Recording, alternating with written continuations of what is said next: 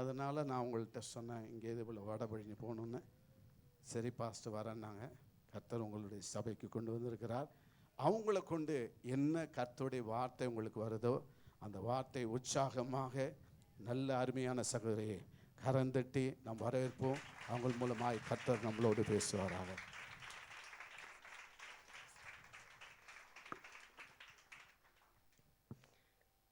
Praise the Lord. கர்த்தர் நல்லவர். இந்த இடத்துக்கு தேவன் என்னை கொண்டு வந்ததற்கு ஒரு முகாந்திரம் உண்டு. ஆமேன். இன்னைக்கு நம்ம தேவன் மரணத்தை சந்தித்த அந்த காரியங்களை குறித்து தியானம் பண்ண வந்திருக்கிறோம். முதலாவது என்னை கர்த்தர் இந்த இடத்துல கொண்டு வந்ததற்காக அவருக்கு நன்றி செலுத்துகிறேன். ரெண்டாவதாக இந்த சபை போதகர் இப்போ பேசின பாஸ்டர் ஐயா, 2 பேருக்கும் என் மனதார நன்றிகளை தெரிவித்துக் கொள்கிறேன். ஒரு வசனத்தை நம்ம உடனே எடுக்க வேண்டாம். ரோமர் 6ஆம் அதிகாரம் 5ஆம் வசனம் என்ன சொல்லுதுன்னு சொன்னால், எல்லாம் கையில் வச்சுக்கங்க, எடுக்க வேண்டாம். நான் சொல்லும்போது நீங்கள் வேதத்தை திறந்தால் போதும். 6ஆம் அதிகாரம் 5ஆம் வசனம் ரோமர் புஸ்தகத்தில் சொல்லியிருக்கு, அவருடைய மரணத்தின் சாயலில் இணைந்திருந்தோமானால் அவர் உயிர்த்தெழுதலின் சாயலிலும் இணைந்திருப்போம். தேவ ஜனமே, இந்த நாளில் இந்த வார்த்தையை குறித்து நம்ம தியானம் பண்ண போகிறோம். இது உங்களுக்கு ஒரு பிரசங்கமாக இருக்காது. நீங்கள் பிரசங்கம் எவ்வளவோ கேட்டிருக்கீங்க இல்லையா? நான் வந்த உடனே பார்த்தேன், ஐயா அவ்வளவு அழகாக அந்த காரியங்களை அவங்க ரொம்ப சிம்பிளாக சின்ன பிள்ளைகளுக்கு சொல்லுகிறது போல் உங்களை நடத்துகிற ஒரு நல்ல மெய்ப்பனை நான் பார்க்குறேன். இந்த இடமும் கூட தேவ பிரசன்னத்தின் மகிமையினால் நிரப்பப்பட்டிருக்கு. ஆகையினால் இது ஒரு பிரசங்கம் அல்ல, இதுக்கு எத்தனையோ நீங்கள் கேட்டிருக்கலாம். இது ஒரு பாடம் என்று கூட நீங்கள் எடுத்துக்கொள்ளலாம். கைகளில் பேப்பர் பேனா இருக்கிறவங்க வச்சுக்கோங்க, இல்லாவிட்டாலும் ஒரு பைபிள் கட்டாயம் இருக்கும், அதை திறந்து வைத்து கொள்ளுங்கள். இதற்கு முன்பாக இன்றைக்கு மரணத்தை ஆண்டவர் ருசி பார்த்ததை நினைவு கூறுகிற நாள். அப்படித்தானே? நான் மரணத்துக்காக துக்கம் கொண்டாட வரவே இல்லை. நீங்கள் உங்கள் முகங்களை நான் பார்க்கும்போது, இங்கே இருக்கிற வாலிப பிள்ளைகள் முகங்களை பார்க்கும்போது ஒரு ஆர்ப்பரிப்போடு தான் நீங்கள் பாடினீங்க. அதுதான் கரெக்ட், அதுதான் சரி. நம்ம மரணத்தை குறித்து யோசித்து கலங்கி சில ஆட்கள் செய்வாங்க, ஐயோ இன்னைக்கு ஆண்டவர் மறிச்சிட்டாரு. மறித்து எத்தனை 1000 ஆண்டுகள் கடந்து போனது. இப்போ நம்ம தான் உயிரோடு எழும்பணும் இல்லையா? ஆமேன். நம்ம தான் உயிர்த்தெழுதுக்குள்ளே கடந்து போகணும். அவர் உயிர்த்தெழுந்து ராஜாதி ராஜாவாய் பரலோகத்தில் வீற்றிருக்கிறவர் ஒரு நாள் புறப்பட்டு நியாயாதிபதியாய் வரப்போகிறார். ஆகையினால நானும் நீங்களும் தான் உயிர்த்தெழுந்த வல்லமைக்குள் கடந்து போகணுமே தவிர அவர் மரித்த தெய்வம் அல்ல. ஆமேன், ஆமேன். ஒரு பாடல் வரிகள் எனக்கு ஞாபகம் வருது, நம்ம பாடுவோம். உங்களுக்கு தெரிஞ்சிருக்கும் இந்த பாட்டு. பாரமான சிலுவை என்று அவர் இறக்கி வைக்கவில்லை. தெரியுமா அந்த பாட்டு? தடுமாறும் கால்களை கண்டது. ஒரே ஒரு ஸ்டான்ஸா மட்டும் நம்ம பாடிவிட்டு கர்த்தருடைய வார்த்தையை தியானிக்க போகிறோம். இந்த பாட்டு தெரியுமா? எத்தனை பேருக்கு தெரியும்? பாரமான சிலுவை என்று இறக்கி வைக்கவில்லை, கூர்மையான ஆணி என்று விட்டு கொடுக்கவில்லை. பாரமான சிலுவை என்று இறக்கி வைக்கவில்லை, கூர்மையான ஆணி என்று புறக்கணிக்கவில்லை. என்னை யோசித்தீரே, என்னை நேசித்தீரே, எனக்காக ஜீவன் தந்தீரே. ஏசையா, எனக்காக ஜீவன்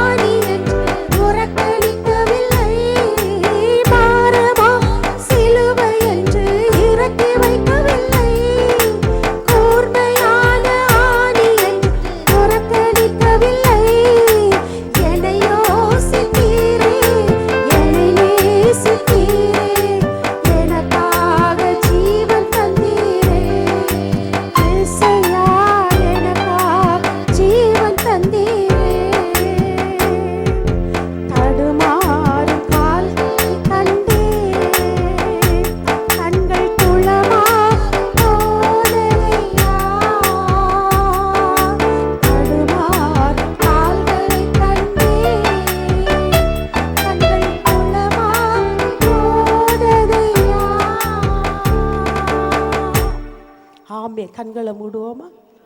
அன்பின் பரலோக ராஜாவே, இந்த நாளில் ஆண்டவரே, உம்முடைய மரணத்தை குறித்து தியானம் பண்ணுவதற்காக உம்முடைய பிள்ளைகள் ஒன்றாய் கூடி நிற்கிறோம் ஐயா.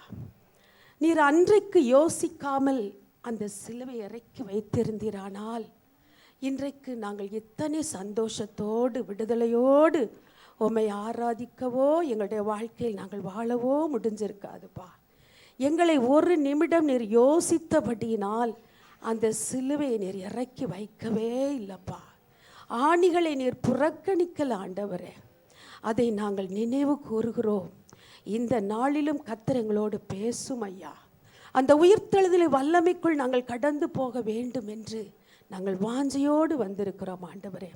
கர்த்தர் எங்களோடு பேசுவீராக, பேசுவீராக. எல்லா கனத்தையும் மகிமையும் துதியையும் புகழையும் நீர் ஒருவரே எடுத்துக்கொள்ளும். இயேசுவின் நாமத்தில் பிதா, ஆமீன், ஆமீன்.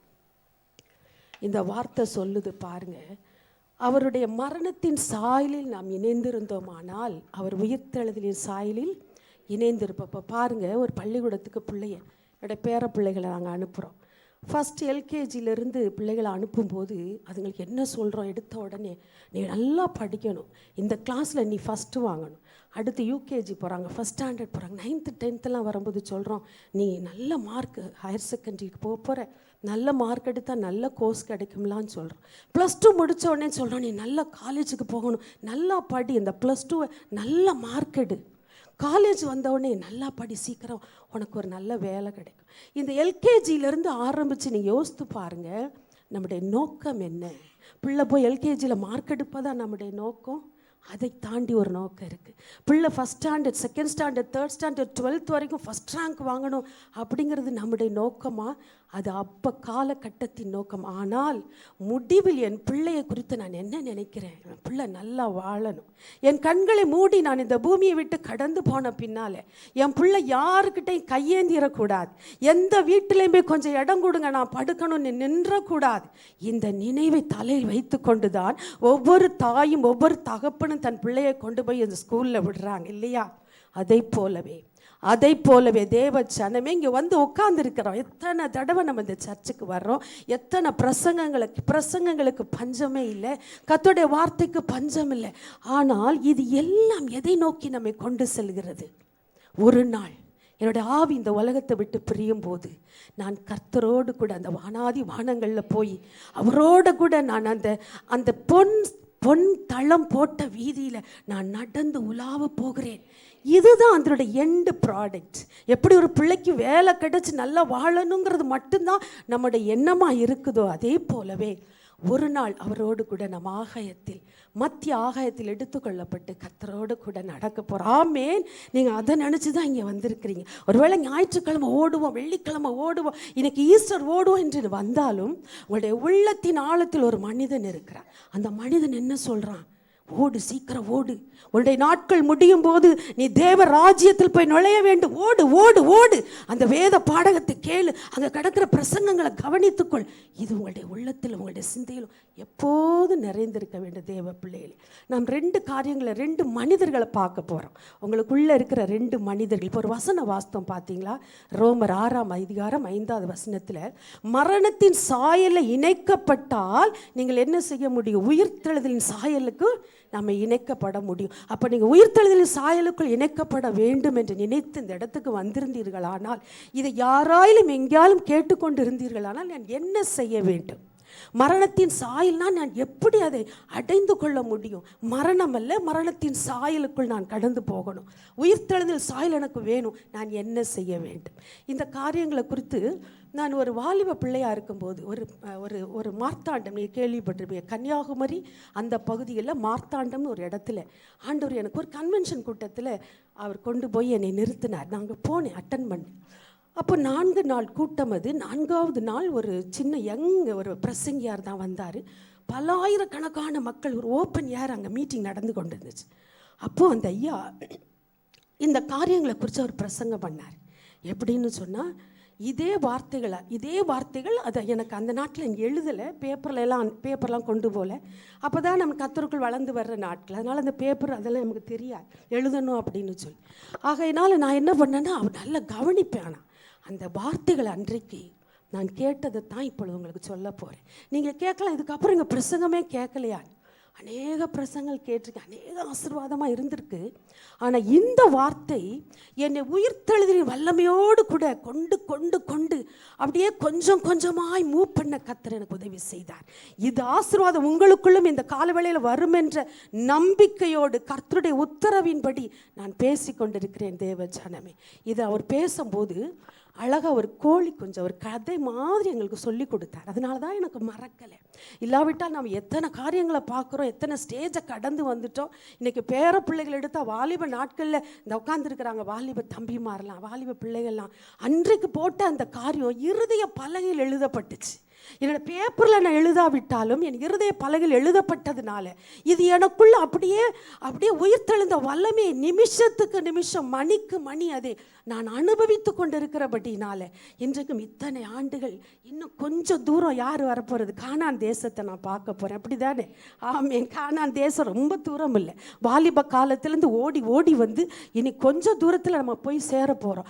ஆனபடியில் இதுவரைக்கும் என்னை நடத்தி வந்த இந்த வார்த்தைகளை என்னுடைய வாலிப பிள்ளைகள், சின்ன பிள்ளைகள், வயோதிபர்கள் இதை கேட்கட்டும் என்று சொல்லி அந்த நோக்கத்தோடு நான் உங்களுக்கு சொல்லப்போ ரொம்ப சிம்பிளாக கஷ்டமான ஒரு பாடம் தான், ஆனால் ரொம்ப ரொம்ப எளிமையாக உங்களுக்கு புரிய போகுது. எல்லாரும் பேப்பர் பேனாவை எடுத்து வைத்துக் கொள்ளுங்கள். நமக்குள்ள 2 நபர்களை நான் சொன்னேன். ஒரு நபருக்கு 3 பேர். அந்த காலத்துலலாம் 3 பேர் வச்சாங்க. எங்கள் அப்பா எனக்கு அதனால தான் 3 பேர் தான் அந்த காலத்தில். யாருக்கெல்லாம் இங்கே 3 பேர் இருக்குன்னு தெரியல. இப்போ தான் எல்லாத்தையும் ஷார்ட் பண்ணிட்டாங்க, ஒரே ஒரு பேர். அந்த நாட்களில் 3 பேர். அதே போலவே நமக்குள்ள 2 மனிதர்கள் இருக்கிறாங்க. நம்ம இப்போ பார்ப்போமா?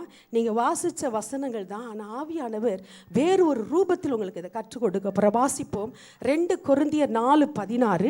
வேறு ஒருத்தர் 1 கொரிந்தியர் 15:44 எடுத்துக்கொள்ளுங்க. இன்னொருத்தர் எபேசியர் 4:22-23. மறுபடியும் நான் சொல்கிறேன். 2 கொரிந்தியர் 4:16 வாசிக்க. நான் வாசிக்கவா? வாசிப்போம். நாங்கள் சோர்ந்து போகிறதில்லை. எங்கள் புறம்பான மனுஷனானது அழிந்தும் உள்ளான மனுஷனானது நாளுக்கு நாள் புதிதாக்கப்படுகிறது. இதில் பாருங்க, 2 மனுஷன் இருக்காங்களா? கண்டுபிடிச்சிட்டிங்களா? நீங்கள் ஒரு அந்த பேப்பர்லேருந்து கூட எழுதிக்கோங்க, இல்லாவிட்டால் உங்கள் பைபிளில் அண்டர்லைன் பண்ணிக்கோங்க. புறம்பான மனுஷன், உள்ளான மனுஷன். இப்போ உங்களுடைய இருதயத்தில் கை வச்சு சொல்லுங்கள். உங்களுக்குள்ள 2 பேர் இருக்கிறாங்க. ஒருத்தனுக்கு பேர் உள்ளான மனிதன், இன்னொருத்தனுக்கு பேர் இன்னொரு இடத்துக்கு போவோமா? வாசிங்க. 1 கொரிந்தியர் 15:44. ஜென்ம சரீரம் விதைக்கப்படும். ஆமென். ஆவிக்குரிய சரீரம் எழுந்திருக்கும். அடுத்தது வாசி. ஜென்ம சரீரமும் உண்டு, ஆவிக்குரிய சரீரமும் உண்டு. அடுத்தது வாசி. அந்த அடுத்த வசனம். ஜென்ம சரீரம் முந்தினது, ஆவிக்குரிய சரீரமோ பிந்தினது. இப்போ இதில் எத்தனை பேர் படிக்கிறோம்? 2 பெயர்.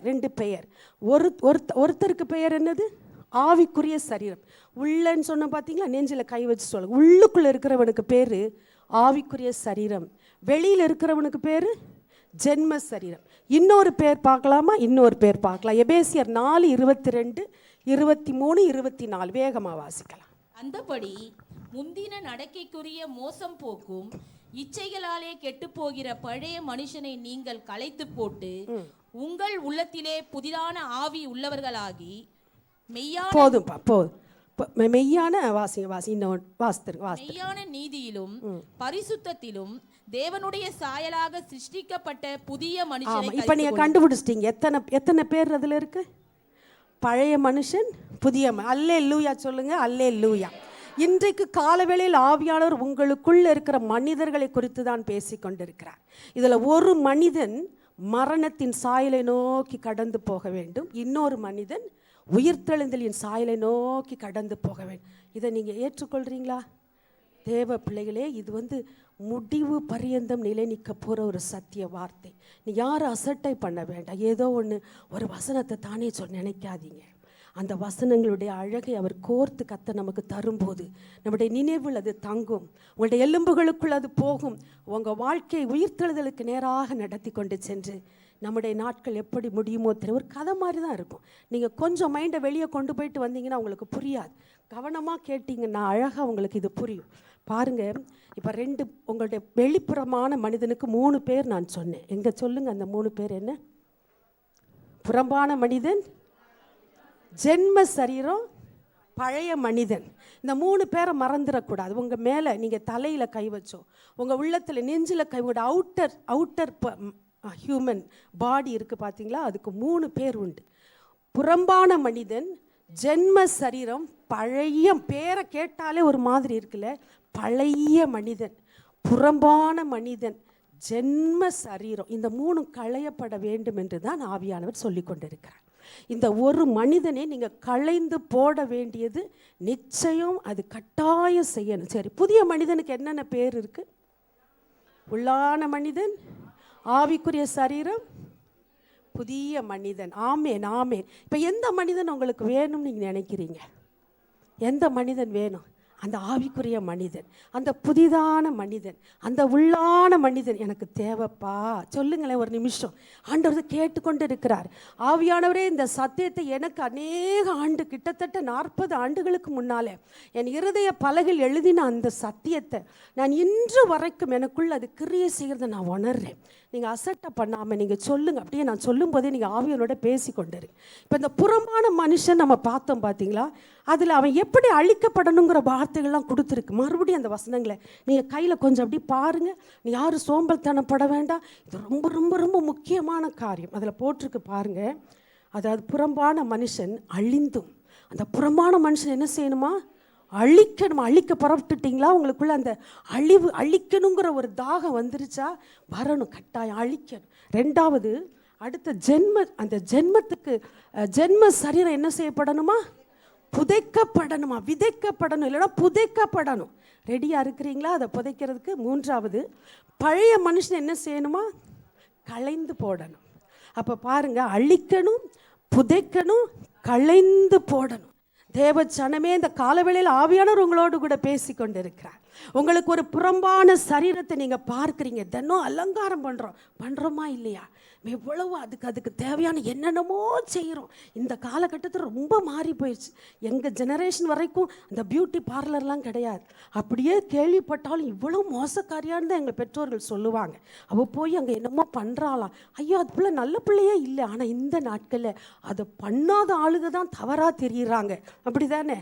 அதை பண்ணாமல் ஒரு இடத்துக்கு போயிட்டோம்னா நம்மளை யாரும் கண்டுக்கவே மாட்டேங்கிறான். அங்கே போய் அதை புறம்பான மனிதன் அழிக்கப்படணும்னு வேதம் சொல்லுது.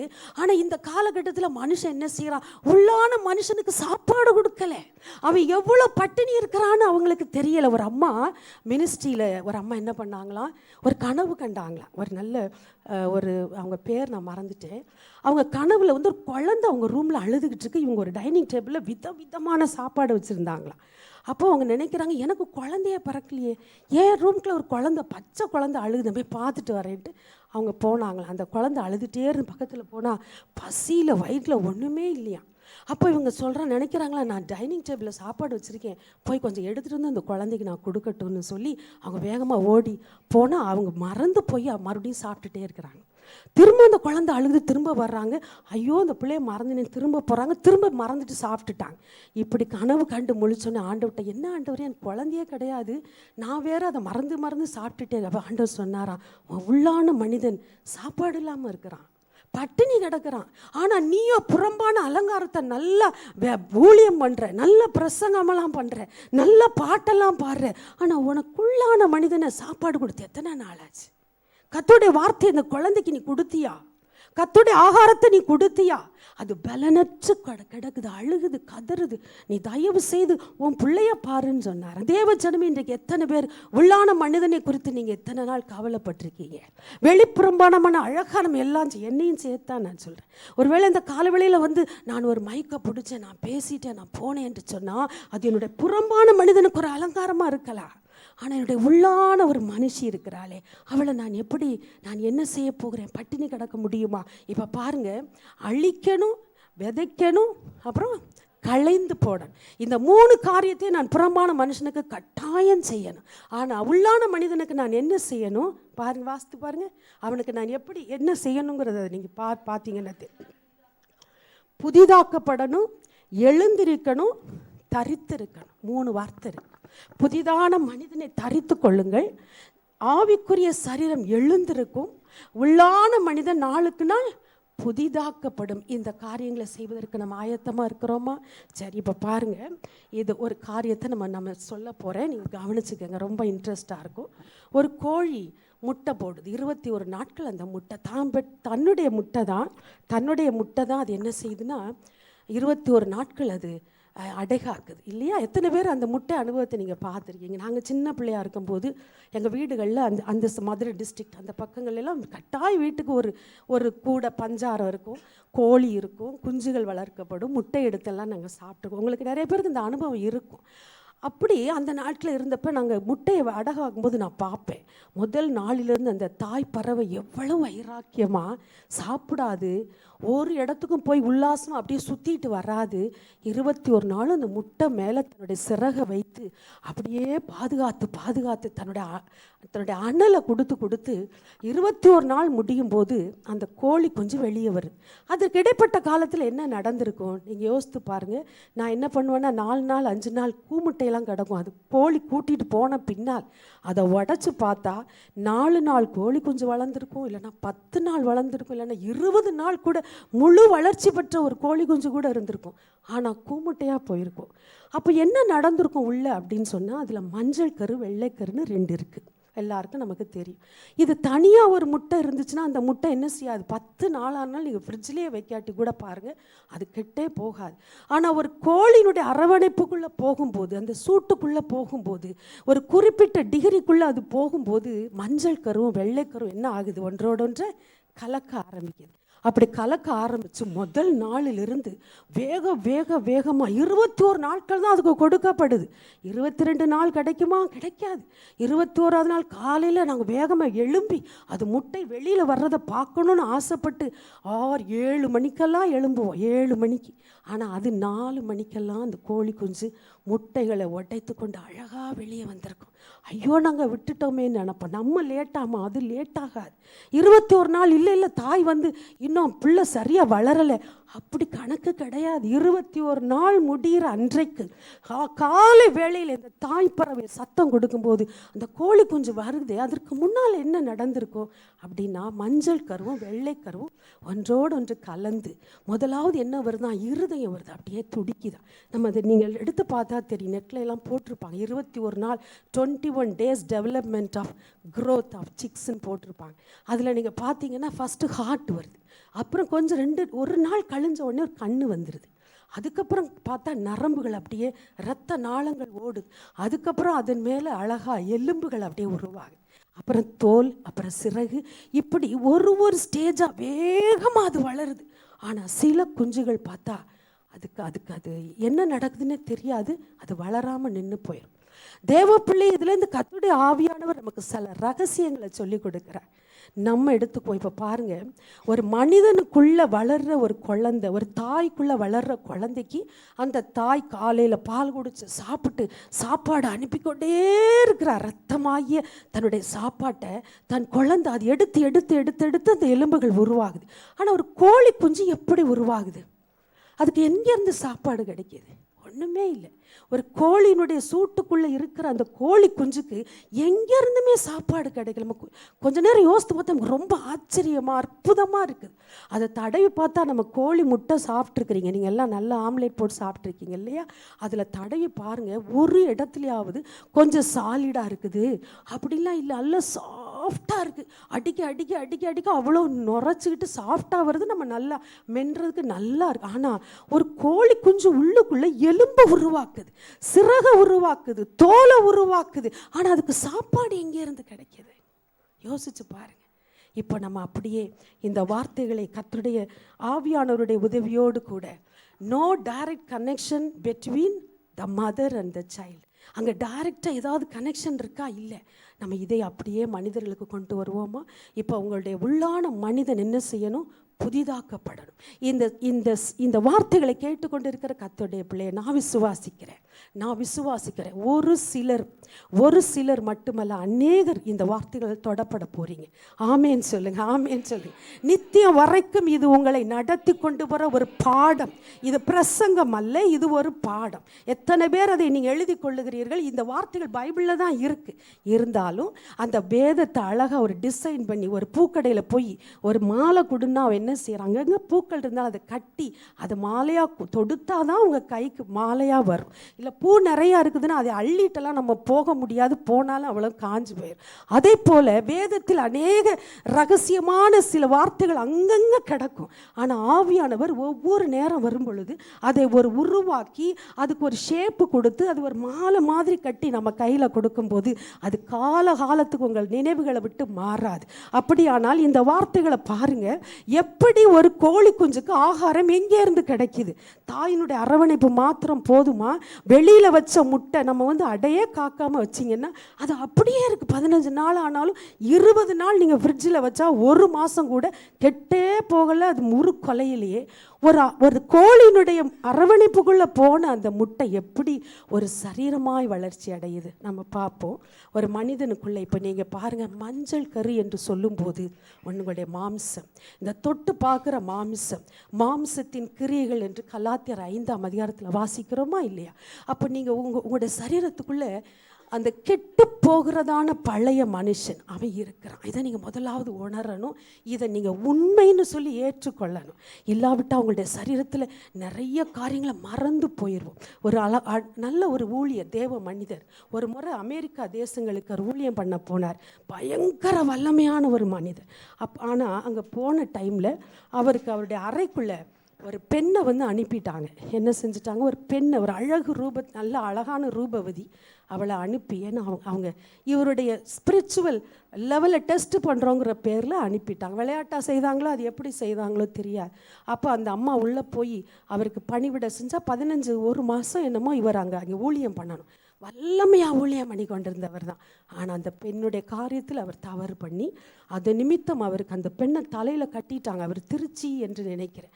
அப்போ ஊருக்கு இப்போ திரும்பி போக முடியாது. இந்த மனைவியை கூட்டிகிட்டு நம்ம போகவும் முடியாது, என்னால் இருக்கவும் முடியாது. வேதனைப்பட்டார், கதறினார், கண்ணீர் வடித்தார். கடைசியில் ஸ்ரீலங்காவில் போய் அவர் சொன்னார், நான் ஸ்ரீலங்காவில் போய் கொஞ்ச நாள் இருந்துட்டு அதுக்கப்புறம் நான் போகிறேன், இந்த மனைவியை கூட்டிகிட்டு போகிறேன். அந்த பெண்ணோடு சேர்ந்து வந்தார். 6 மாதம் அந்த இடத்துல அவரும் பேசவே இல்லையா. வேதனை தாங்க முடியல. ஏன் ஆண்டவரே இத்தனை காலம் நான் ஊழியம் பண்ணனே, இத்தனை நாள் நான் கர்த்தருக்கு வைராக்கியம் பாராட்டினேனே, ஏன் என் வாழ்க்கையில் இப்படி ஒரு பின்னடைவு? இது தேவையா? ஒரு நிமிஷத்திற்காக என் அன்பு மனைவி, என் பிள்ளைகளை நான் இழந்துட்டேனாப்பா. நான் எப்படி இதுவரை கூட்டிகிட்டு போகிறதா? அவங்களுக்கு இந்த நியூஸை தெரியப்படுத்தினா என் மனைவி இறந்து போயிடுவா, என் பிள்ளைங்க வேதனையில் செத்து போயிடுவாங்க. நான் என்ன செய்யட்டும்?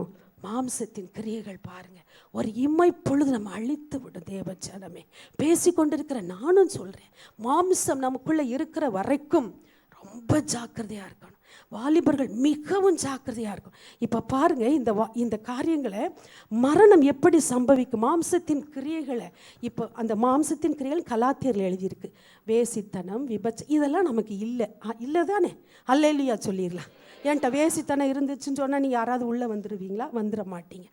விபச்சாரம், அசுத்தம், இதெல்லாம் எதுவும் இல்லை. ஆனால் அடுத்த பாட்டு இருக்குது பாருங்கள், வாசிப்போமா? அதை விரோதங்கள் வாசிங்க. யாராவது வச்சிருந்தீங்கன்னா வாசி. விரோதங்கள், வைராக்கியங்கள், கோபங்கள், சண்டைகள், பொறாமைகள், களியாட்டுகள், கொலைகள், வெறிகள், களியாட்டுகள், இதெல்லாம் இருக்குதா? இந்த காலவேளையில் ஆவியானவர் உங்களை நிதானிக்க சொல்லுகிறார். உங்களுடைய அடுத்த புறம்பான மனிதன் அழியாமல் நீங்கள் ஒரு நாளும் உள்ளான மனிதன் புதிதாக்கப்பட முடியாது. இதுக்கு என்ன நான் சொல்ல போகிறேன்னு சொன்னால், இந்த கோழி குஞ்சு வளரும்போது அதனுடைய உள்ள அந்த மஞ்சள் கருவும் அந்த வெள்ளைக்கரும் இணைந்து அது அப்படியே கெட்டு போக ஆரம்பிக்குது. நீங்கள் எடுத்து பார்த்தா தெரியும், நான் பார்த்துருக்கேன், கெட்டு போன மாதிரி தெரியும். ஆனால் எப்படி பக்கத்தில் ஒரு கோழி குஞ்சு உருவாகிட்டே வருதுன்னா, ஒரு ரகசியமான ஒரு வார்த்தை. நான் தியானம் பண்ணிக்கிட்டு இருக்கும்போது இருக்கும்போது கர்த்தர் எனக்கு அழகான வார்த்தையை கொடுத்தார். நீங்கள் அதை வாசிக்கலாமா? 2 கொரிந்தியர் 4:10. அதுக்கு சாப்பாடு எப்படி கிடைக்குதுங்கிறத பாருங்க.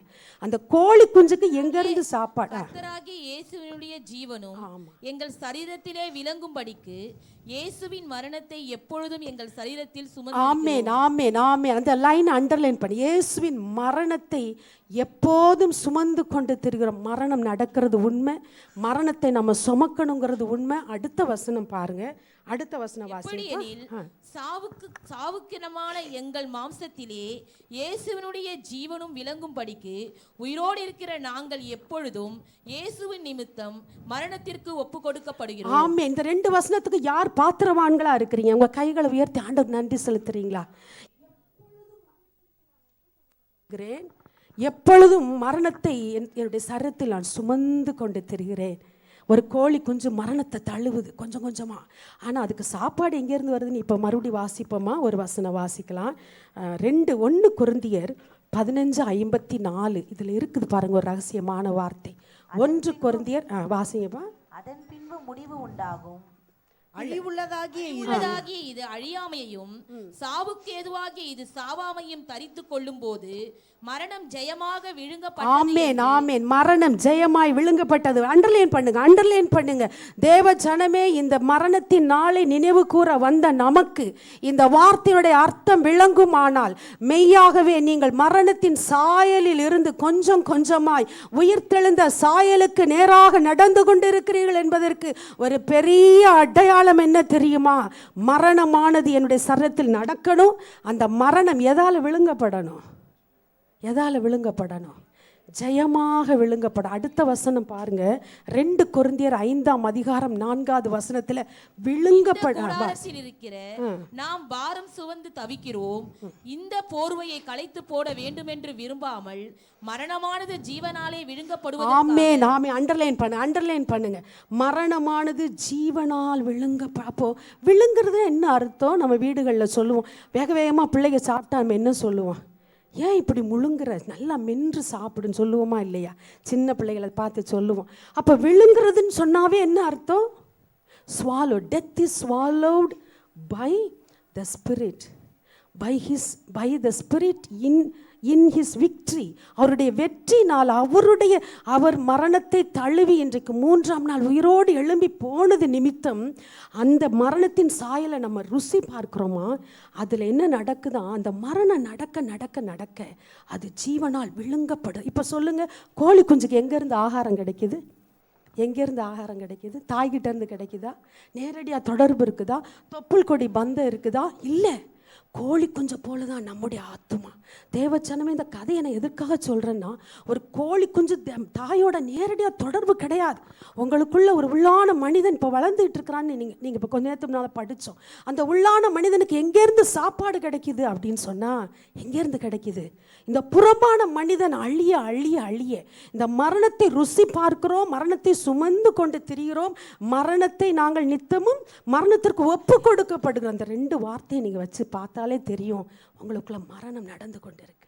உங்களுக்குள்ள மரணம் சுமந்து கொண்டு இருக்கிறீங்க. உங்களுக்குள்ள மரணத்துக்கு ஒப்பு கொடுக்கப்படுகிறீங்க. ஆமேன்னு சொல்லுங்க, கரத்தை உயர்த்தி சொல்லுங்க, சொல்லுங்க, சொல்லுங்க. அப்பா கேட்கட்டும், அப்பா கேட்கட்டும். மரணத்தை விரும்புறீங்களா, விரும்பலையா? நான் ரட்சிக்கப்படுற நாட்களில், நான் சின்ன பிள்ளையிலேருந்து வளரும் போது பயங்கர போராட்டம் குடும்பங்களில். அந்த நாட்டில் அங்கே சாதாரண ஒரு பேர் கிறிஸ்தவ சபைகளுக்கு போய்கொண்டிருந்த நாட்கள் அப்போ.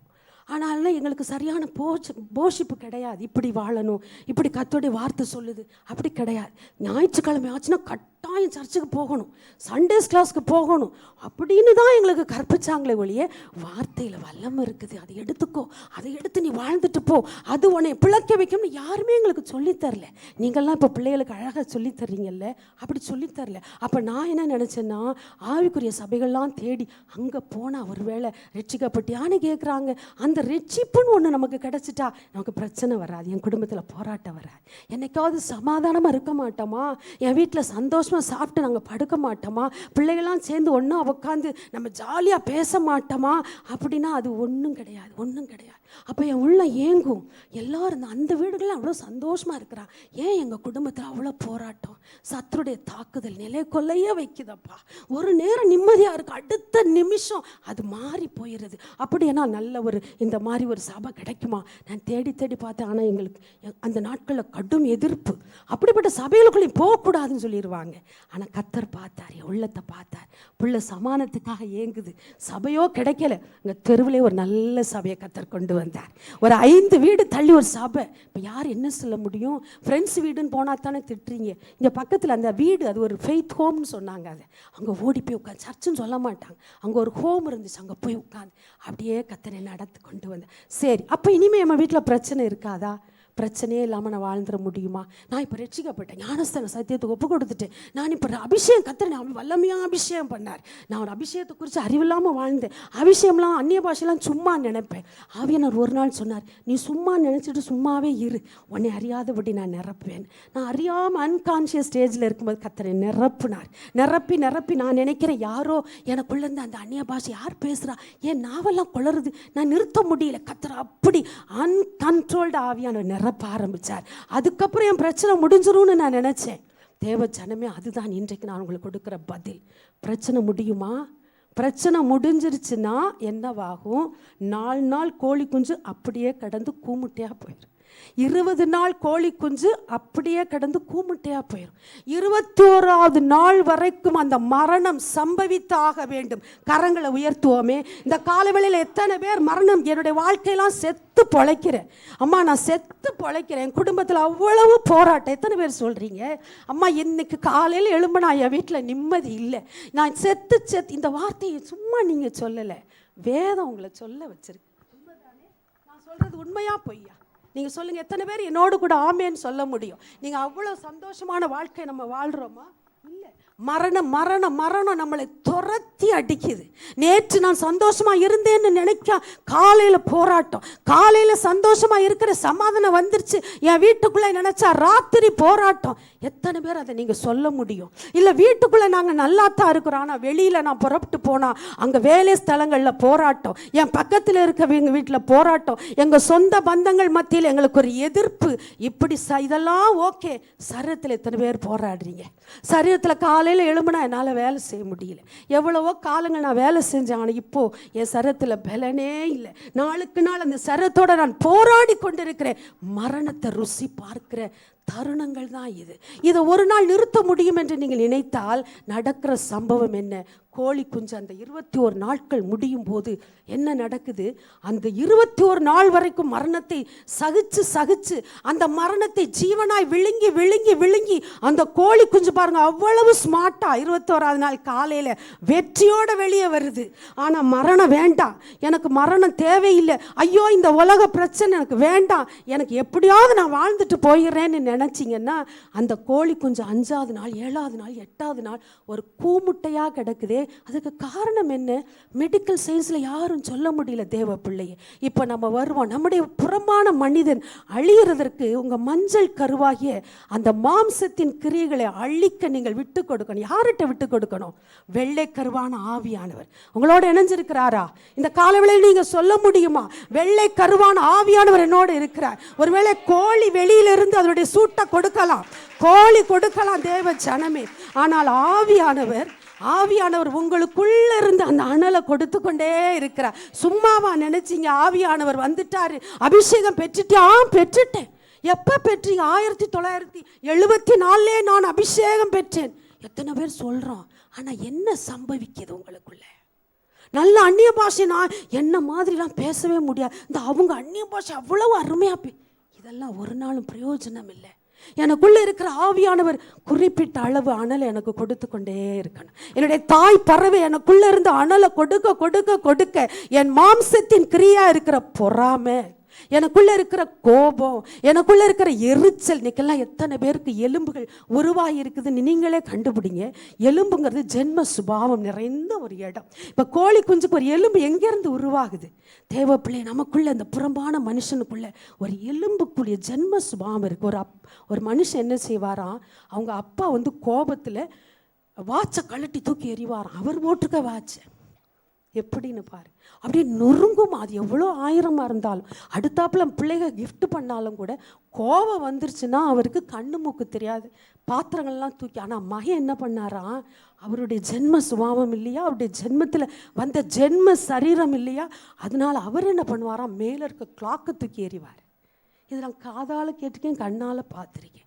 அப்போ இந்த ஜென்ம சரீரங்கள் எப்படி அப்படியே உருவாகுதுன்னு பாருங்க. உங்கள் தாய் தகப்பட்ட இருந்து உங்கள் எலும்புக்குள்ளே, அந்த டிஎன்ஏக்குள்ளே, அந்த போன் மேரோவுக்குள்ளே சில சுபாவங்கள் வந்திருக்கு. நீங்கள் அதை உணர்றீங்களா? இந்த காலவேளையில் ஆவியானவர் நம்மளோட பேசி கொண்டு இருக்கிறார். தேவ பிள்ளையை இந்த இடத்துல ஓடி வந்து உள்ளே உட்காந்துட்டு போகிறது ஒரு விஷயம் இல்லை. யார் வேணாலும் வரலாம், யார் வேணாலும் போகலாம். ஆனால் உள்ளே வந்த நீங்கள் அந்த மரணத்தின் சாயலோடு இணைக்கப்பட்டு உயிர்த்தெழுந்த சாயலை நோக்கி திருப்பப்பட வேண்டும் என்று தான் பரிசுத்த ஆவியானவர் உங்களோடு கூட பேசி கொண்டிருக்கிறார். அந்த ஆவியாருடைய நிறைவு உங்களுக்குள், அந்த அனல் எப்பொழுதும் எரிந்து கொண்டிருக்கிறதா, கவனமாயிருங்க. ஒரு முட்டை தள்ளிருச்சுன்னா அந்த கோழி என்ன செய்யுது, தான் பக்கத்தில் இழுத்துக்கும். நீ பார்த்துருக்கீங்களா? கோழி அந்த அறிவில்லாதது இல்லை, அவ்வளவு அறிவு அதுக்கு. 10 முட்டை வச்சுருப்போம், ஒரு முட்டை கொஞ்சம் விலைக்கு நாங்கள் வெளியில் இழுத்து பார்ப்போம். இழுத்து ஏதாவது சூடு தெரியுதா, ஏதாவது தெரியுதா அப்படின்னு வச்சு பார்க்க. ஆனால் அந்த கோழி என்ன பண்ணும் தெரியுமா, நாங்கள் பக்கத்தில் போனால் அப்படி கடிக்க வரும். நம்ம வளர்த்த கோழியாக நம்மளை பக்கத்திலே விடாது. அது மட்டும் இல்லை, அந்த முட்டையை டக்குன்னு தூக்கி தன்னுடைய சிறகோடு அணைச்சிக்கும். ஆவியானவர் அப்படித்தான் நமக்குள்ளே இருக்கிறார். ஆமேன்னு சொல்லுங்க, ஆமேன்னு சொல்லுங்க, ஆமேன்னு சொல்லுங்க. ஆவியானவர் உங்களுக்குள்ள அந்நிய பாஷை பேசுறீங்க, அபிஷேகத்தில் நிரம்புறீங்க. என்ன, எதற்காக? எனக்குள்ள ஒரு அனல் அனுப்பி கொண்டே இருக்கிறார். ஆவியார் அனல் மூட்டி கொண்டே இருக்கிறார். இதற்கு அருமையான சகோதரர்கள் இருக்கிறாங்க, அவங்களுக்குள்ள கர்த்தருடைய வல்லமை இருக்குது, அபிஷேகம் இருக்குது. ஆனால் ஜென்ம சுபாவங்கள் முறிக்கப்பட்டு இருக்குதா? எனக்குள்ள அந்த கோபம், எரிச்சல், சில நேரங்களில் கோபம் வராது நமக்கெல்லாம் பார்த்தீங்கன்னா, எரிச்சல் ரொம்ப வரும். அது பெண்களுக்கு கோபம் பட இடம் இல்லை, அதனால நமக்குள்ள எரிச்சல் பொங்கும். அநியாயங்களை சகிக்கிறது இல்லையோ, வசனம் கேட்குது, அநியாயத்தை நீ சைக்கலைன்னா நீ தான் அநியாயக்காரன். இந்த வசனத்தை ஒரு நாள் நான் பல ஆண்டுகளுக்கு முன்னால் வாசிக்கும் போது நான் ஆண்டவர்கிட்ட ரொம்ப கோவப்பட்டேன். என்னப்பா அநியாயம் பண்ணுறான் மனுஷன், எவ்வளவு வேதனைப்படுத்துகிறா, எவ்வளவு வார்த்தைகளால் காயப்படுத்துகிறாங்க, எவ்வளவு நிந்திக்கிறாங்க. ஆனால் அவங்கள நாங்கள் அன்பு செலுத்துகிறோம். இப்போ ஓகே, அந்த சகிச்சுட்டு நீ போ அப்படின்னு சொல்கிறீங்களே, அவங்க பண்ணுற அநியாயத்தை கூடவா நாங்கள் சொல்லி காட்டக்கூடாது?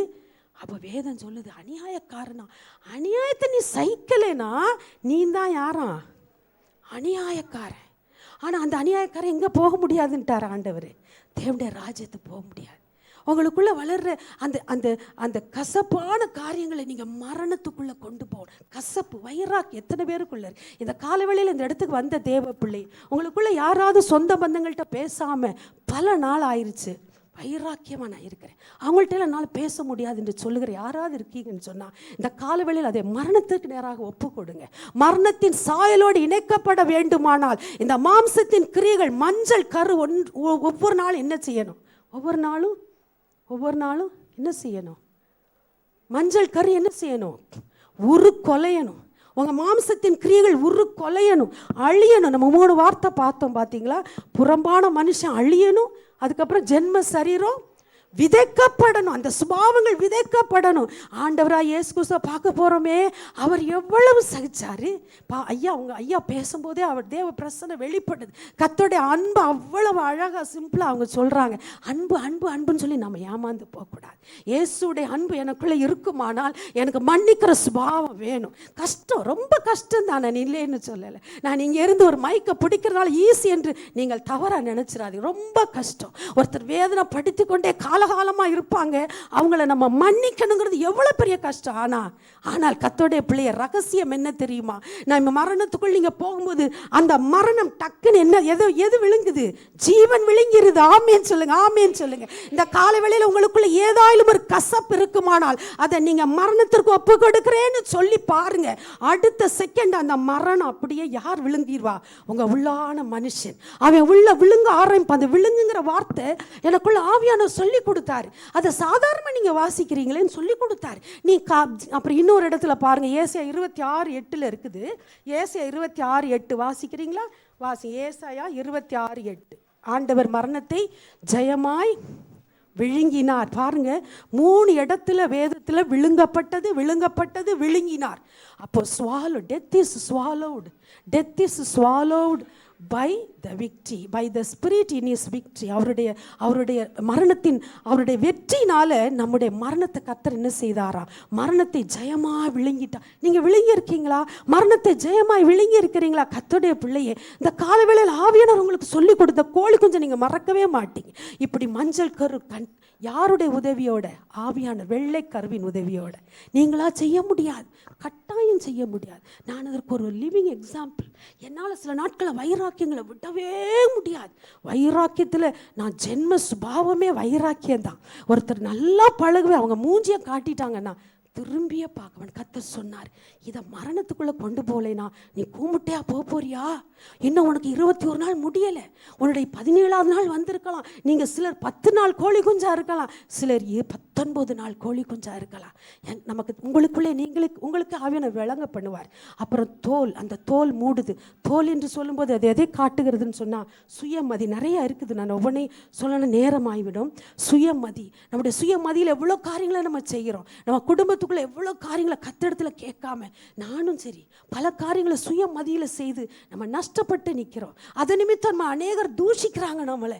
ஆனால் தேவ பிள்ளையே, இந்த சுயமதியாகிய அந்த தோல், அந்த பழைய தோல், பழைய புறம்பான மனுஷனில் இருந்த அந்த சுயபலன், மாம்சத்தை சுயபலமாக்கி கொண்ட மனுஷன் சபிக்கப்பட்டவன். உங்களுடைய மாம்சத்தில் இருக்கிற கிரியைகளை நீங்கள் அழிக்கிறதுக்கு என்ன பண்ணுறீங்க? ஆண்டவர்கிட்ட கேளுங்க. மரணத்தை நான் தினம் ருசி பார்க்கிறேன் ஐயா. இந்த 2 வசனமை நீங்கள் நல்லா பிடிச்சு கொள்ளலாம். 1 கொரிந்தியர் 4:10, 2 கொரிந்தியர் 4:10, 2 கொரிந்தியர் 4:11. இந்த 2 வசனத்தையும் நீங்கள் நல்லா பிடிச்சு கொள்ளுங்க. மரணத்தை எப்பொழுதும் நாங்கள் ருசி பார்க்கிறோம். மரணத்தை எப்போது நாங்கள் சுமந்து கொண்டு திரிகிறோம். எதற்காக? கிறிஸ்துவின் ஜீவன் எங்களுக்குள் விளங்கும்படிக்கு. தேவ பிள்ளை, இது போல் இன்னைக்கு நீங்கள் உள்ளே இருக்கிறீங்க, வெளியில் இருக்கவங்களை கேட்டு பாருங்க. அவங்களும் தினம் மரணத்தை ருசி பார்க்கிறாங்க. இல்லைன்னு சொல்ல முடியுமா? பேப்பரில் வர செய்திகளை பாருங்க, கதறாங்க ஜனம். இன்னைக்கு தேசம் கொடுமைக்குள்ளே போய் கொண்டு இருக்கு. ஆளுகிறவன் மேல் ஆளுகை செய்கிறவன் வருகிறான். கொடுமை கொடுமை கொடுமை. இந்நாள் வரைக்கும் இதுவரைக்கும் கேள்விப்படாத கொடுமைகளை தேசம் பார்த்து கொண்டு இருக்கிறது. நம்ம மட்டும் அதுலேருந்து தப்பிச்சு பிழைக்க முடியுமானால் நான் ஒரு மரணத்தின் சாயல்ல அவங்கள்ட்ட போய் கேட்டு பாருங்க, மரணத்தை, உங்களுக்கு மரணம் ருசி பார்க்கிறேன்னா நீங்கள் ருசி பார்க்குறீங்களான்னு கேட்டு பாருங்க. நமக்கு மேலே கதைகளை வச்சிருக்கிறாங்க. என் பிள்ளை ரோட்டில் போகும்போது அடிபட்டு செத்து போச்சம்மா, எனக்கு எவ்வளோ பெரிய வீடு வாங்கினேன், 4 கோடிக்கு கவர்மெண்ட் அது சரியில்லைன்னு எடுத்துருச்சம்மா.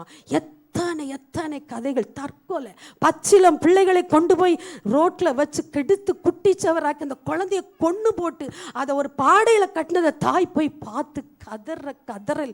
இந்த சத்தம் நம்முடைய செவிகளில் கேட்கும் பொழுதெல்லாம் நீங்கள் ஒன்றை ஞாபகம் வச்சுக்கோங்க தேவ ஜனமே, அவர்கள் மரணத்தின் சாயலுக்குள்ள போகலை.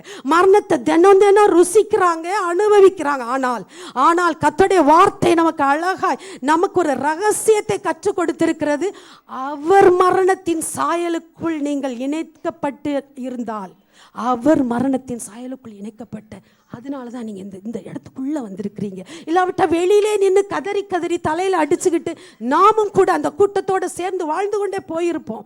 அப்படி அல்ல. கர்த்தர் நமக்கு இரக்கமுள்ளவராய், தயவுள்ளவராய், அன்றைக்கு அடிக்கப்பட்டார் ஆட்டுக்குட்டியை போல. அப்போ அடிக்கப்படும் பொழுது நம்மை நினைத்தாராம். இயேசுவின் நாமத்தில் அவங்களுக்கு சொல்ல முடியும். அடிக்கடி உள்ளத்தில் கர்த்தர் சொல், மகளே உன் பேரை நான் சொன்னேனே, நீ மறந்து போகாத, நீயே தளர்ந்து போற. அடிக்கடி தளர்ந்து போற ஆளு நான், அடிக்கடி சோர்ந்து போகிற ஒரு ஆளு நான்.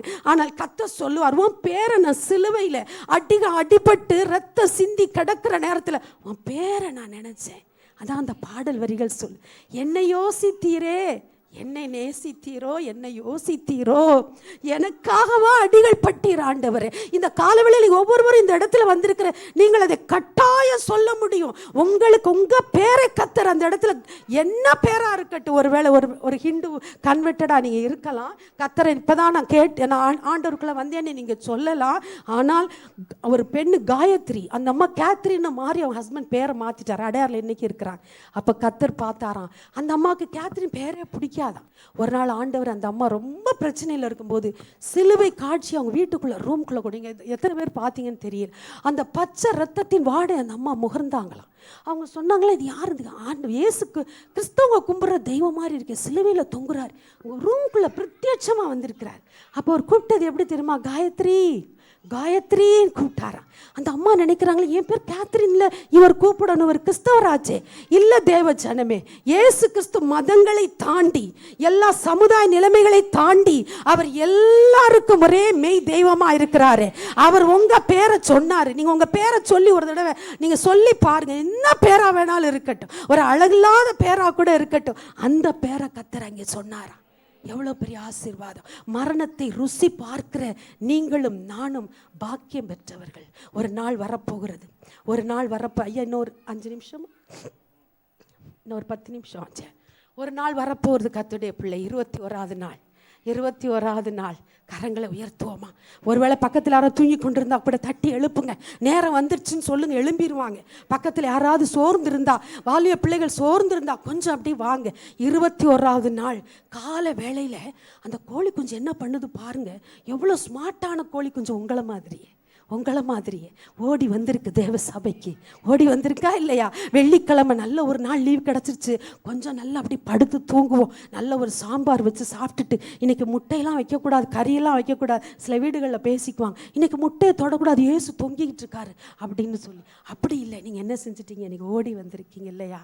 நீங்கள் அழகான கோழி குஞ்சா உருவாக்கிட்டு இருக்கிறீங்க. இன்னும் உருவாகி முடியலை. ஆமே, உண்மைதானே? நானும் இன்னும் உருவாகி முடியலை. முடிஞ்சது மாதிரி நான் பேசுகிறேன்னு நினச்சி நானும் இன்னும் முடியலை. இந்த கோழி குஞ்சு என்ன பண்ணுது?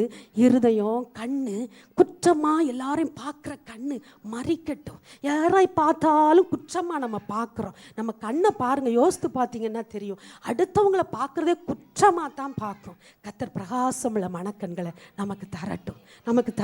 ஆமேன்னு சொல்லுங்க, ஆமேன்னு சொல்லுங்க, ஆமேன்னு சொல்லுங்க. இந்த வார்த்தைகள் உங்களுக்குள்ள போய் 40 ஆண்டுகளாக எனக்குள்ள கிரியை செய்து கொண்டே இன்னும் முடிவடையலை. அந்த வார்த்தைகள் நிச்சயமா உங்களுக்குள்ள கிரியேட் செய்யும். அடுத்தாப்புல என்ன வருது? அதுல எலும்புகள் உருவாகுது. ஜென்ம சுபாவங்கள் முற்றிலும் மரணத்தை சந்திக்கணும். தேவ பிள்ளையே, வாலிபனே, வாலிப மகளே, உங்களுக்குள்ள ஜென்ம சுபாவம் இருக்கு. தகப்பன் ஒருவேளை குடித்து கொண்டு இருந்திருக்கலாம், தகப்பன் ஒருவேளை வேசித்தனம் பண்ணி கொண்டு இருந்திருக்கலாம். அந்த வித்து நமக்குள்ள இருக்கு. அதை மரணத்துக்கு நேரம் நடத்தணும். விட்டுறாதீங்க. அது அப்படியே கடந்துட்டு போகுது. எனக்கு கவலையில நீங்க சொல்ல முடியாது. 92 வயது ஒரு தகப்பன், ஒரு பாஸ்டர் ஐயா. ஆனால் அதை சொல்லுவதற்கு மிக வருத்தப்படுறேன். அப்போ எங்கள் அண்ணன் ஒரு பாஸ்டர் கோயம்புத்தூரில். அவர் என்ன பண்ணார்? அந்த ஐயா மரண தருவாயில் இருக்கும்போது, ஐயா தம்பி எனக்கா ஜோம் பண்ணுவாப்பா, நம்மெல்லாம் ஒரே பாஸ்டர்ஸாக ஒன்றா இருந்திருக்கார். அப்போ இவர் போயிருக்கிறார். அந்த ஐயா கேட்டாரா, அம்மா எனக்கா என்னையா ஜெபம் பண்ணணும், நீங்கள் சுகமாயிருவீங்க, ஆண்டவர் உங்களுக்கு நல்ல இல்லையா, நான் மரணத்தை தழுவிக்கிட்டு இருக்கேன், மரணம் சீக்கிரம் வரப்போகுது, ஆனால் ஒரு காரியத்தை நடத்து ரகசியமாக சொல்லட்டும், எனக்குள்ள சில வேசித்தனத்தின் ஆவிகள் இருக்குது. அது பல வருடம் நானும் போராடிக்கிட்டே இருக்கிறேன். என் பேர பிள்ளைகளை கூட இப்போ என் பக்கத்தில் விட மாட்டேங்கிறாங்க. என்னுடைய என்னுடைய பிள்ளைகள், பேர பிள்ளைகளை கூட உங்களுக்கு புரியுதா? உங்களுக்கு இது நல்லா புரியுதா? பேர பிள்ளைகள் பக்கத்தில் கூட வரவிடாதபடி எனக்குள்ள சில வேசித்தனத்தின் ஆயினும் என்னால் இதோட கூட நான் மறிச்சேன்னா நான் பரலோக ராஜ்யத்துக்கு போக முடியாது. அதற்காக ஜெபம் பண்ணேன். அந்த அண்ணன் என்கிட்ட ஷேர் பண்ணாங்க, அம்மா இதுதான் மாம்சத்தின் கிரியை. அழிக்கப்பட வேண்டிய நேரத்தில், சரியான நேரத்தில் சரியான அனல் கொடுத்து அந்த கோழி குஞ்சு வளரலைன்னா, நேரம் தவறும் பொழுது கூமுட்டையாய் உள்ளேயே கிடக்கும். கோழிக்கு தெரியாது இதுல எத்தனை கூமுட்டை, எத்தனை நல்ல முட்டை, ஆனா எல்லாத்தையும் தான் அரவணைக்குது. புரியுதா? இந்த ரகசியம் உங்களுக்கு புரியுதா? தேவ பிள்ளை, நம்ம எல்லாரும் இந்த இடத்துக்கு வந்திருக்கிறோம். ஆவியானவர் 2 சிறகுகளை விரித்து நம்மளோட அனலை அவர் கொடுத்து கொண்டே இருக்கிறார். அதுல எத்தனை நல்ல முட்டைகள் என்று கோழிக்கு இன்னும் தெரியலை. கோழிக்கு தெரிஞ்சிருந்தா 4 நாளே இது கூமுட்டையும் தள்ளி இருக்குமா இல்லையா? 21 நாட்களும் அத்தனை முட்டையும் தான் அது பாதுகாக்குது, அது போஷிக்குது, அதுக்கு சாப்பாடு வேலை வாங்கி கொடுக்குது. அந்த கோழி அதற்கு நல்ல குடும்ப வாழ்க்கையில பிரச்சனையெல்லாம் தீர்த்து வைக்குது.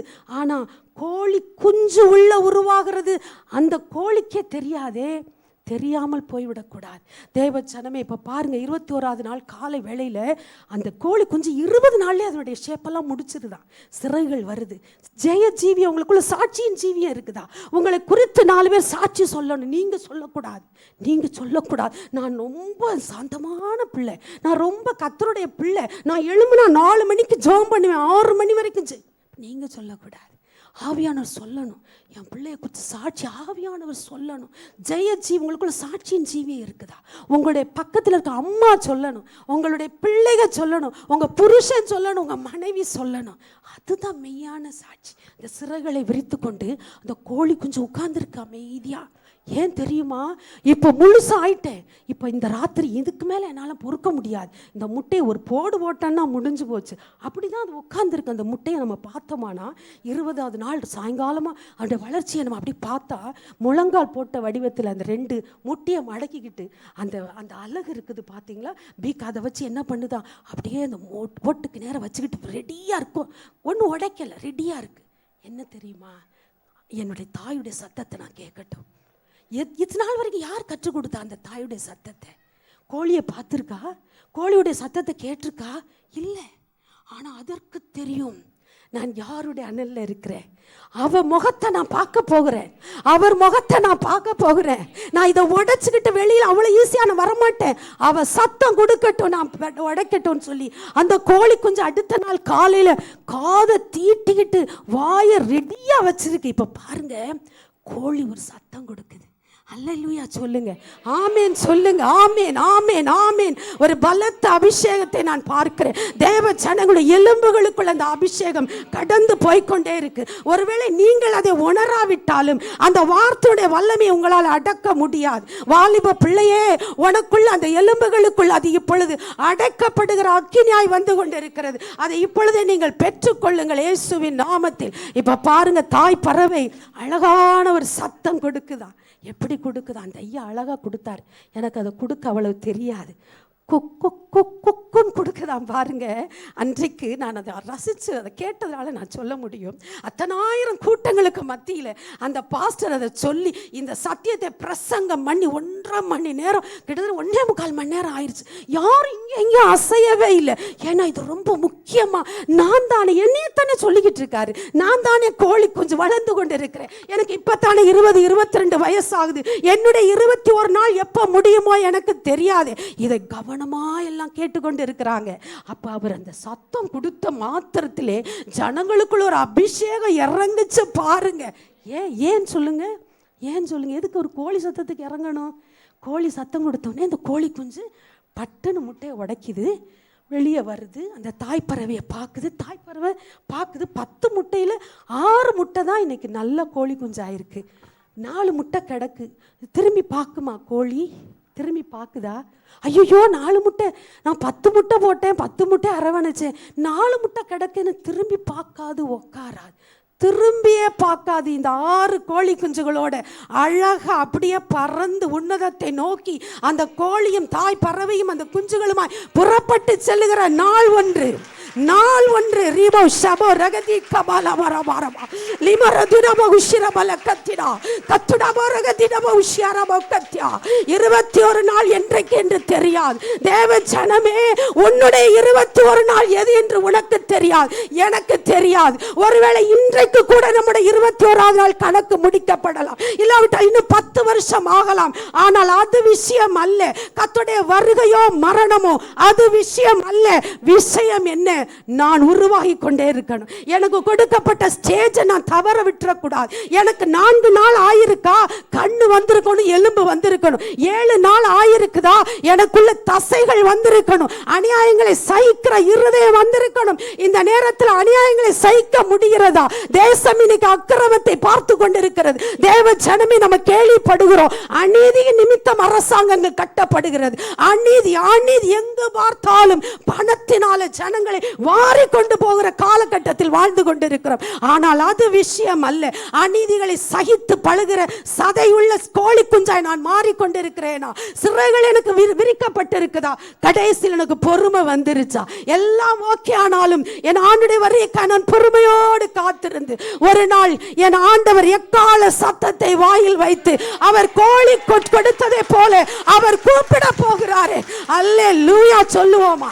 அல்லேலூயா சொல்லுங்க. இந்த மரணத்தின் நாளில் கர்த்தர் உங்களோடு பேசிக் கொண்டிருக்கிறார். ஒரு எக்கால சத்தம் புறப்பட போகிறது. தேவ ஜனமே, இதுவரைக்கும் நம்ம கேட்கல. கோழி குஞ்சு தாய்ப்பருடைய சத்தத்தை இதுவரைக்கும் கேட்டதில்லை, அந்த முகத்தை இதுவரைக்கும் பார்த்ததில்லை. ஆனால் அது நம்பிக்கையோடு முன்னேறி வந்துருச்சு. 21வது நாள் காலை வரைக்கும் போராடி ஜெயம் எடுத்து கோழி குஞ்சாய் உருவாயிருச்சு. இப்ப தன் செவிகளை சாய்த்து வைக்கிறது. எக்கால சத்தம் கேட்கும் பொழுது அந்த கூட்டை உடை உடைத்து கொண்டு இயேசுவின் நாமத்தில் அந்த தாய் பறவையாகிய இயேசுவோடு கூட சேர்ந்து பறந்து போய் இளைப்பாறுகிற நாள் வந்து கொண்டிருக்கிறது. தேவ ஜனமே, இது ஆர்ப்பரிப்பின் சத்தம் இயேசுவின் நாமத்தில். இந்த காலவேளையில் ஒரே ஒரு வார்த்தையை நான் சொல்லி முடிக்கிறேன். மரணத்தை ஜெயமாய் விழுங்கினார். இரண்டாம் மரணத்தினால் நீங்கள் சேதப்படுத்தப்படுவது இல்லை. வெளிப்படுத்தல் விசேஷம் 2:14 சொல்லுது, இந்த மரணத்தை நீ ருசி பார்க்க நீ ஆரம்பித்து விட்டாயா? மரணத்தை ருசி பார்ப்பதில் நீ தீவிரம் காட்ட ஆரம்பித்து விட்டாயா? மரணம் வரட்டும், நிந்த வரட்டும், அதை மரணமாய் நான் விழுங்குகிறேன். நிந்த வருதா உங்களை நோக்கி? நிந்த வருதா உங்களை நோக்கி? வேதனைகள் புறப்படுதா? உங்க செய்யற கையில வேலை செய்தாலும் பணம் நிக்கல, எங்கு பார்த்தாலும் போராட்டமா? ஆனாலும் தேவ ஜனமே, இதை நீங்கள் விழுங்க அந்த ஜீவன் புறப்பட கர்த்தருடைய வருகையோ உங்களுடைய மரணமோ ஒரு நாள் அந்த தாய் பிறையை நாம் சந்திக்க போகிறோம். அந்த வசனம் சொல்லுது, இனி இரண்டாம் மரணத்தினால் நீங்கள் சேதப்படுவது இல்லை. அவருடைய ஆத்மாவுக்கு மரணம் கிடையாது. பிரமாண மனுஷன் அழிய போகிறான், அழியட்டும். ஆனால் உள்ளான மனுஷன் ஜீவனை விழுங்கி ஜெயத்தை விழுங்கி, கர்த்தர் மரணத்தை விழுங்கினது போல, அவர் விழுங்கினது போல நாமும் விழுங்கி ஒரு நாள் வரும்போது நானும் நீங்களும் நம்முடைய கூட்டை உடைத்துக்கொண்டு அந்த தாய் பறவையோடு சேர்ந்து யுகாயுகமாய், சொல்லுங்க அந்த வார்த்தை, யுகாயுகமாய் நித்திய காலமாய் நம்ம வாழ போகிறோமே. இந்த உலக பாடுகள் எம்மாத்திரம் என்று சொல்லுவோமா? ஒரு பாட்டு, மரணமே உன் கூரைங்க. இப்பொழுது நம்ம பாட போற இந்த பாட்டுக்கு ஒரு வித்தியாசம் உண்டு. ஒரு அனுபவத்தோடு நீங்க பாட போறீங்க. மரணமே உன் கூர் எங்கே? எனக்குள்ள இருக்கிற மரணமே உன் கூர் எங்கே? பாடுவோம், நல்லா பாடும், கைதட்டி ஆர்ப்பரிப்போடு இப்ப பாடுவோமா? மரணமே உன் கூர் எங்கே? பாதாளமே உன் ஜெயம் எங்கே? ஆமீன் பாடு. யாராவது ஒரு மரணமே தெரியுமா அந்த பாட்டு? மரணமே உன் கூர் எங்கே? பாதாளமே உன் ஜெயம் எங்கே? பாடு. மரணமே எங்கே? பாதாளமே உன் ஜெயம் எங்கே? மரணத்தை ஜெயித்த மன்னவன் இயேசு எனக்குள் வந்து விட்டார். சாவை அழித்து சாவை வாழ எனக்கு தந்து விட்டார்.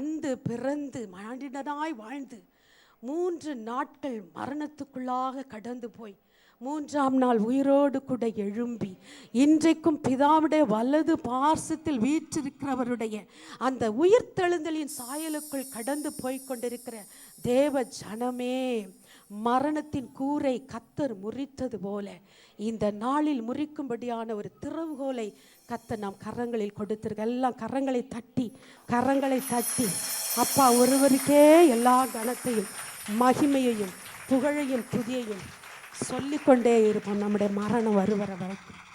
ஆமேன், amen, amen. God bless you, God bless you. பொறுமையாக கேட்டீங்க.